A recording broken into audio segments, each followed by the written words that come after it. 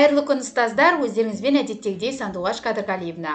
Менің каналым ұстаздардың әдістемелік және цифрлық құзыреттіліктерін арттыруға арналған канал. Бүгін сіздерге интерактив платформасында жасалған карталарды сәйкестендіруге байланысты ойынды ұсынамын. Мысалы, кім жылдам деп сақтап қойдым, баста деп бастаймын. Сол кезде туларды мемлекеттермен сәйкестендіру керек. Осы орындарын есте сақтап қалады. Мысалы, Қазақстан осылай, келесі Ресей.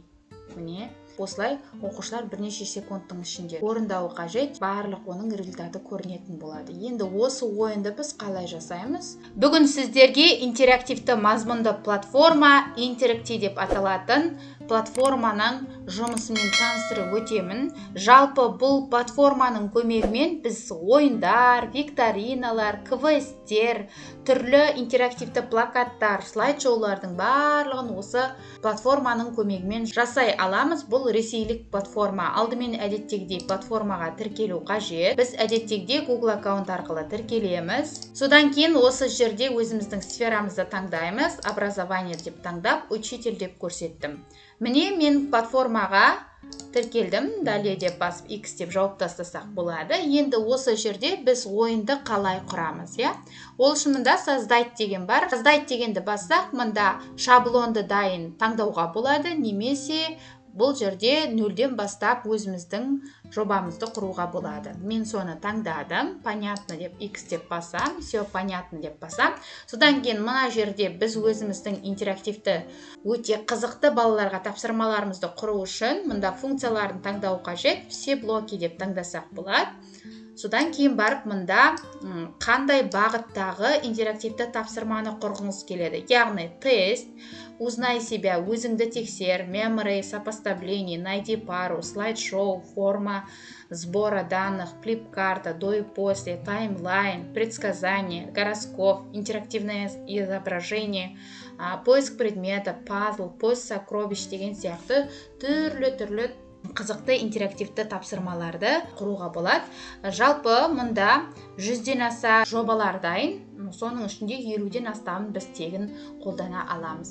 Енді қазір мен сіздерге memory деген бағытын көрсетемін.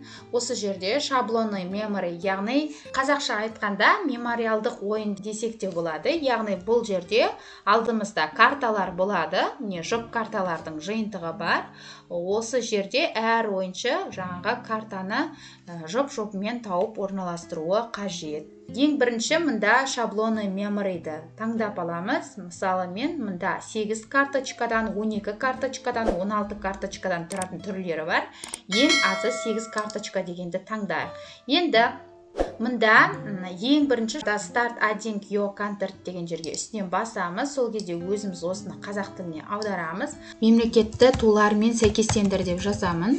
Қарапайым тапсырма құрастырудың үлгісін ұсынып отырмын. Бұдан басқа түрлі тапсырмаларды құруыңызға болады.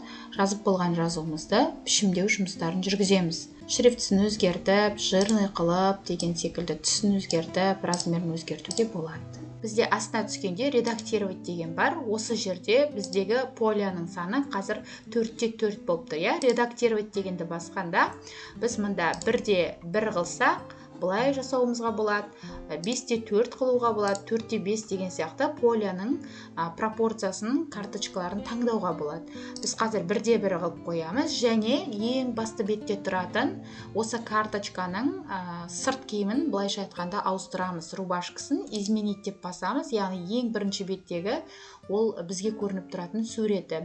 Және оны мына бесплатно фотолардың ішінен таңдасақ болады. Ол Unsplash дегеннен алынады, және Pixabay-ден иллюстрациялар бар, және өзіміздің картамыздың бетіне қоятын суретімізді загрузить етіп орналастырсақ та болады. Енді одан кейін показывать заставку дегенді бассақ, мында ең бірінші ойынның заголовогы шықты. Мында кім жылдам деп қойсақ болады мысалы. Енді өзіңіз ары қарай тақырыбын өзіңіз ойластыра бересіз. Старт дегенді қазақшаға аударамыз, баста. Сосын сохранить. Яғни мұнда memory'міздің настройкасын реттейміз. Мұнда баста деген сөзді қызылға аударып қойдық. Прозрачный фон қылуға болады, немесе фоновый изображениені де тағы да қоюға болады. Немесе керек емес болса удалить етіп тастаймыз. Енді осыдан кейін карточкаларымызға номер қоюымызға болады. Мұнда екі түрлі варианттар жүзеге асады. Бірі осылай 1, 2 деп үстінен номерленіп тұр сұрақтардың, немесе шетіне қарай номерлендіруге болады. Вариант 2 десек, карточканың шетіне қарай шықты, осылай етіп қоямыз. Келесі, ойынның басында карточкаларды көрсету керек, осыны қойып қойсақ болады, және оқушылар ол карточкаларда берілген тапсырмаларды, яғни біз астаналар мен мемлекеттерді құрып отырғандықтан, оларды балалар есте сақтау қабілеті қаншалықты екендігін осы жерде байқауға болатын ойын түрі. Яғни осы жерге секунд берсеңіз болады, мысалы мен 5 секунд деп берем. Сосын карточканы айналдыруға арналған секундтар. Содан кейін ары қарай показывать таймер деп таймерді қосып қойсаңыз болады. Жоғарыда міне таймер қосылды. Содан кейін обратный счет, кнопка действия дегендер бар. Егер қажет десеңіз галочка қоясыз, болмаса галочка қоймай қойсаңыз да болады. Оқушы тапсырманы орындап болғаннан кейін тапсырмаларды жинар кездегі настройкасын жасап қойсаңыз болады. Имя, фамилияны енгізу қажет болса, осы жазып қоюға болады. Email болса қоясыз, болмаса галочканы алып тастайсыз, сосын сохранитті басасыз. Редактировать дегенді басқанда, манағы игровой полесін біз реттедік. Енді пары дегенге барамыз. Пары дегенде біз беретін карточкалық жұптарымызды реттейміз. Яғни мұнда текст форматында берсек болады тапсырманы, сурет форматында берсек болады, және аудиофайл форматында берсек болады. Мысалы, текст форматында деген жерге, мысалы, Қазақстан деп жазамын. Сәйкесінше оның артына фон бере аламыз. Осылай Қазақстан деп, осылай шығаруға болады деген сияқты. Сохранитті басам. Енді мен мұнда әріптестер параның бірінші бетіне Қазақстан деген жазуды қойсам, екінші бетіне Қазақстанның туын қойдым. Оны қалай жасадым? Ол үшін параның екінші картинкасына бардым. Мына камера тұрған соны бастым да, загрузить деп басып, Қазақстанның туын интернеттен тауып алдым. Сосын соның үстінен басып, сохранить, туды үстінен басып, вставить изображение деген жерде қойылды. Енді екінші параға да бардым да, мына А дегенді бастым да, Қытай деп жазып, астынан сары фонды енгізіп сохранить еттім. Содан кейін мына камераның суретін басып, тағы да загрузить деп, Қытайдың суретін, туының суретін таңдап, осылай кішкене обрезка жасап, сохранить деп, осы тудың үстінен басып, вставить изображение деп қойып отырдым. Яғни 4 параның барлық екі жақ бетіне де мемлекеттің атауларын және оның туларын қойып шықтым. Және болғаннан кейін сохранитті бастым. Опубликовать болғаннан кейін басамыз. Опубликовать без рейтинга. Содан кейін мында ссылка шығады, осыны скопировать етіп аламыз. Содан кейін оқушының WhatsApp мессенджерлеріне жібересіз. Сол ссылканы ашып қарайды. Сол кезде міне басталып тұр, кім жылдам баста деп тұр. Бізде мысалы осылай сәйкестендіру керек. Реттеп аламыз. Мысалы Қазақстан мына жерде, енді мысалы мынау Қазақстан, міне екеуі кетті. Сонымен барлығы аяқталды. Міне бізде поздравляем деп соңында шықты.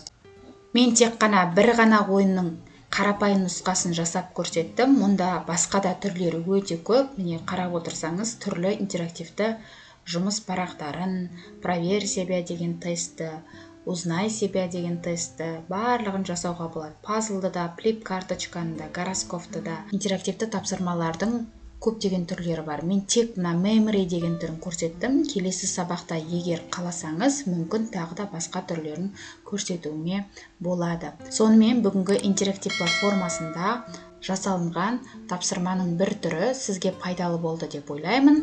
Видео ұнаса әдеттегілей лүпіл қойып, комментарий қалдырып, каналға жазылып, басқа да дамушы әріптестерді каналға шақыра жүріңіздер.